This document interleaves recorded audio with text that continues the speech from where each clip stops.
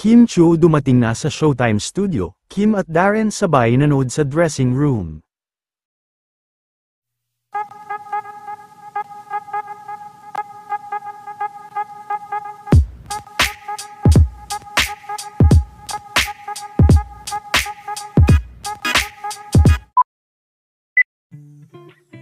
Ngayon pa lang nga, ay talagang trending na at pinag-uusapan, ang big event sa history ng telebisyon, kaya naman full force na din ang mga Showtime host, na kasalukuyan na naghahanda sa Showtime Studio, kasama na rin ang mga Showtime host si Kim na nasa dressing room naman kasama si Mr. Darren Espanto, sabay din na anabangan ng dalawa, ang interview ni Darren sa TV Patrol.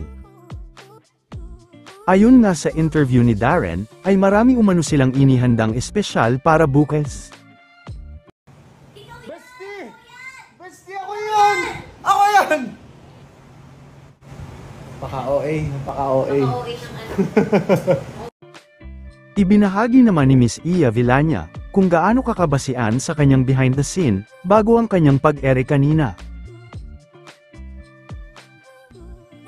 Samantala, anabangan din nila Sir Ogie Alcacid, ang pakapi ni Darren Espanto, todo video naman si Vice kay Sir Ogie Alcacid.